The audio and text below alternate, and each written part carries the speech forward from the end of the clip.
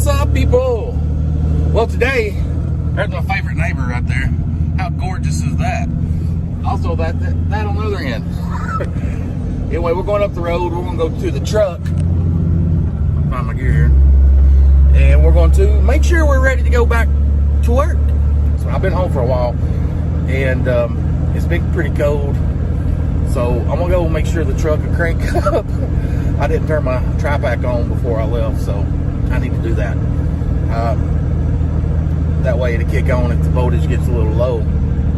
Anyway, yeah, we're gonna go make sure I can get back to work and get back to making these videos and keep this going. So I'll catch you then.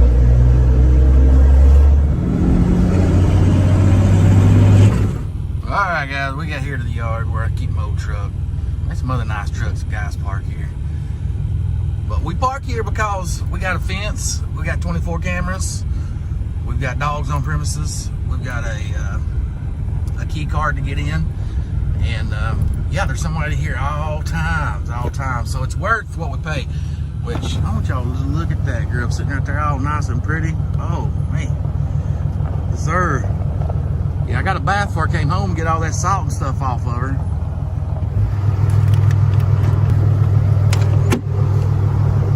Oh, yeah. It's been a while since I've been in this old girl. Whoo, been a minute. Oh. I think everything is as I left it. So, let's fire up. Let's see. Right here, what, come here. Come on, camera. See what those gauges look like. No, we still good, but I guarantee you she's gonna be a little weak. She's gonna be grunting. Whoa. All right. Hey, that's something else I've seen a lot of you guys do. When you fire your truck up, it ain't like a car. It ain't like a gas engine. Don't stick the key in there and just turn the key on. Let it sit for a minimum 10 seconds. I usually like to let mine sit until all the bells and dings go off. That way you can let your computer and make all of its checks. I don't know what that is. That way you can let everything make its checks, and when you fire it up, everything's ready to go. So let's fire up.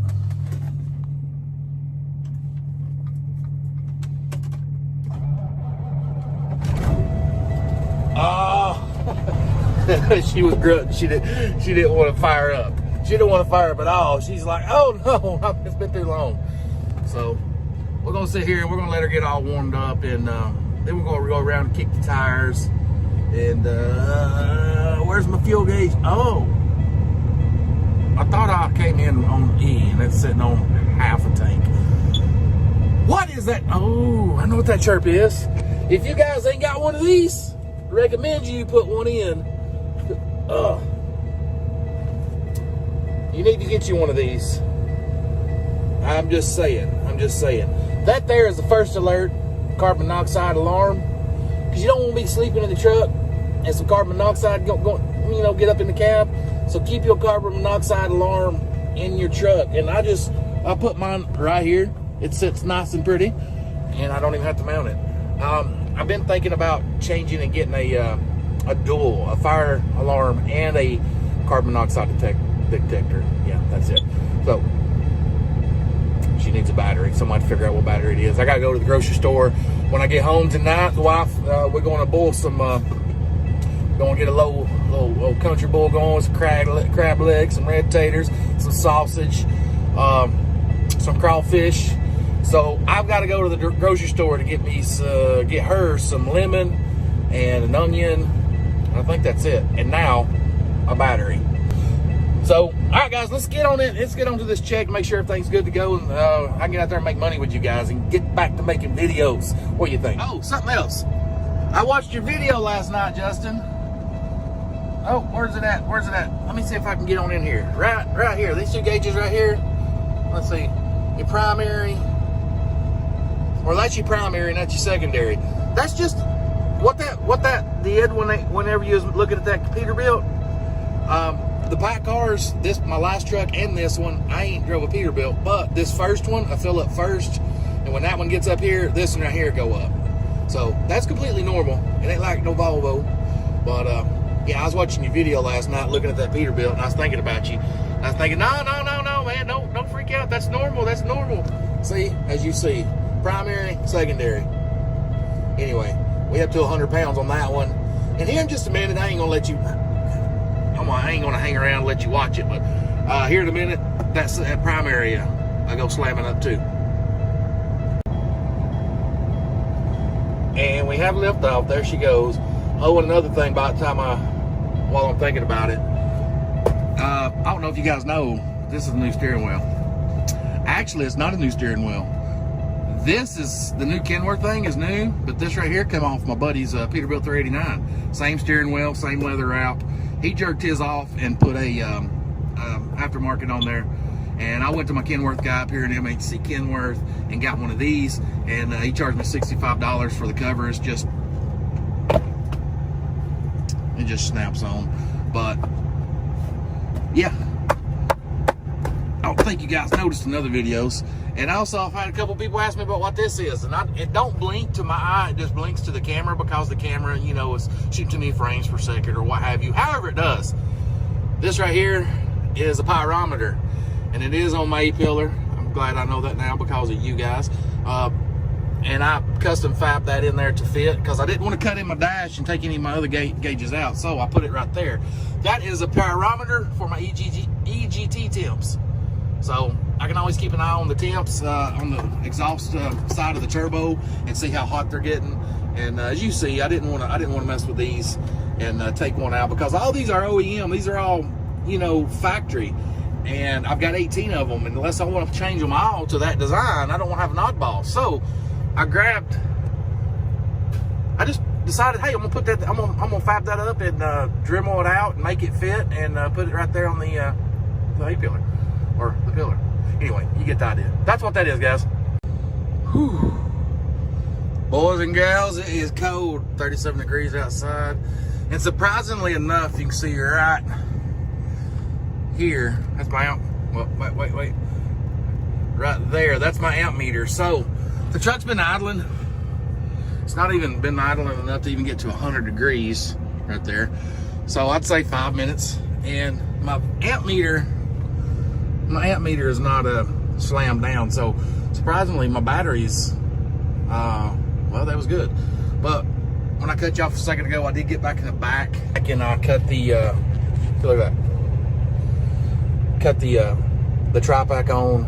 That way, if the batteries do get low, then to low amperage, then tri-pack can come on and charge them back up. So everything seems to be good. All the gauges are good. Good oil pressure, good voltage, air is holding. We're sitting about 138, 39 psi on primary and secondary. So what we're gonna do is I'm gonna shut it off. Well, tell you what. Well, there's 2 walk arounds. One, I'm gonna go check all my lights, and that's one thing I want to do. Turn them off. Turn my settings on to a lamp test, and yeah, try that. And yeah, let's see what we got. Make sure you got no lights to change out. In a minute, that right there is going to start blinking. There, whoop, there we go. Looking good, looking good, looking good, looking good. Now what I'm going to do, I'm going to make 2 rounds. This round's just for the lights, just to show you guys, you know, check your lights. And then I'm going to cut the truck off, and then I'm going to check everything else. So it's just simple stuff. I like to do this before I book a load and decide to get ready. Blinker's working. Wait for it. The brake light's about to come on. Right about now. Ooh, I almost had it. See, brake lights are working. Look under there. I can see my brake lights up there. I usually sit right here for a minute. Come on, flashers. Here's the flashers. Tack light's working. This blinker's working. Everything's so good. Everything so far is good. So far, so good. That little sucker.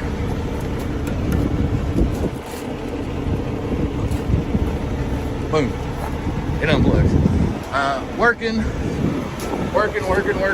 Flasher's working. And bright lights are coming on. In a minute, the bright lights go out. All the ones up on top, they're all working. So, yeah, guys. On to the next check. I also just put her in gear, just to see if she'll roll forward, make sure I ain't got no brakes cammed over, hanging up. And we seem to be good. But guys, I think I'm about validated. I am roadworthy to go haul some freight.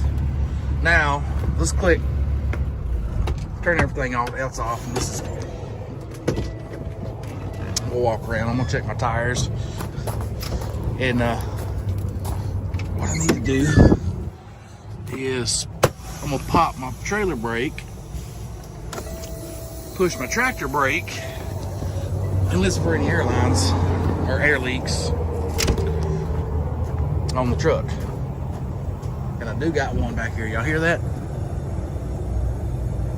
That's my, I don't know what that is. We'll talk about that in a minute. I'll have to check that one. Hard. Well, I need to check that one as well. And tires, man. Besides fuel, tires is your most expensive expense. So, always keep up with your tires. A lot of people don't realize, but tires, low tire pressure is the #1 reason for blowouts. Yeah, she needs blown out. Yeah, low air pressure, low air pressure. It's your #1 reason to need or having a blowout. And I used to have blowouts when I was at Cook Food. I was talking to my brother one night, and I was telling him about it. I was sitting on the side of the road. Ooh, check that one. Good. Sitting on the side of the road, and I was telling him about it. Front tire looks good. Yep, feels good. Feels good. And guys, I want to take a moment just to let you guys reflect on the mistress. Hey, I can't remember who gave me that idea to call her the mistress. Oh, but leave a comment. I mean, I guess I can go back through my old video and find it. But, anyway, I decided to name the truck, the Dodge. She's called the Mistress. So if you ever hear me talking about my mistress, so that'll go right there. That's a killer name for a Dodge Ram with a Cummins. So that is the Mistress. I know, yeah, the air leak I was talking about back there. I didn't discover it. It discovered me. It started happening about, I don't know, 2-3 months ago. And after the truck's sitting for about 5 minutes, the truck would just slam down. It just, air pressure. And if it's got a load on it, it's about 5 minutes. If it don't have a load on it, it's about 15-20 minutes. And then all of a sudden, it's just like I hit my airbags or dumped my airbags. And I got a cool story about that when I got a DOT inspection, so stay tuned for that. I will make that video when the DOT in Ohio pulled me over rolling down the road and gave me a level 1. Then he caught me riding dirty. So be sure to subscribe if you ain't subscribed, because you don't want to miss that video, because this is going to be funny. But anyway, after about 5 minutes, my truck, it's like I reach over here and hit my dump valve. And I thought, man, leveling valve. Went to MHC Kenworth, bought a leveling valve, put it on, and it still does it. So I don't know what that is. It's not a violation, so to speak, because it don't do it when it's aired up and rolling. It only does it after I stop and park. That's the only time it does it. And good God, look at that thing right there. Y'all see that? What in the world? I want me one of those. I don't even know if you can see it because I got the camera turned around, but that was right there that was wicked. I guess I'm just gonna have to pull into a shop. I gotta go see my guys down at Haggai anyway in the very near future. I did talk to them about my rear rear structure leak, and I'm pretty sure she told me that's a 16-hour job at $1.25 an hour, or $1.25. All of that, we're looking about $3,000 for my rear main structure. I'm also going to have them put new bearings and wheel seals in the drives. Probably go ahead and take out the wheel seals in the steers. If we could do my trailer, I'm going to get them to do my trailer brakes. So in the near future, I'm going to be down there, so I'm going to have them look at it. If you kind of got an idea, if you've had that happen to you, leave in the comments. Let me know what you think. But yeah, I gotta figure that out, and that's what we're going to be doing this year. And I had something else I wanted to talk about, but I guess that's about it. Other than taking this bad girl with me, and I need a 9-volt for that, so this needs a update. It needs an update, so it requires a Wi-Fi signal, so we're going to take it home with me. But now, guys, I guess I'm going to leave the girl alone and get in the mistress and take off. Man, I wish I would have thought about, or somebody would give me the name Ellie Mae the mistress. That right there would have been cool. I might just have to swap it, because the mistress on the W9 is still pretty cool too. Nah, we'll just keep it how it is. But man, the mistress is a cool ass name. So yeah, you want to find out where I am. If you ever have any questions, I'm probably out riding around with my mistress, and it's more suiting for the W9 because I'm in this a lot more. So I'm gonna grab this. I'm gonna take this stuff home, update it. I'm gonna go over here to Ingles and get some lemons, onion, and I think we got sausage and I don't know, a 9-volt battery for that. Because let me urge you guys again, these things ain't but 15, 20 bucks for a good one. Get you a carbon monoxide alarm and put it in your truck.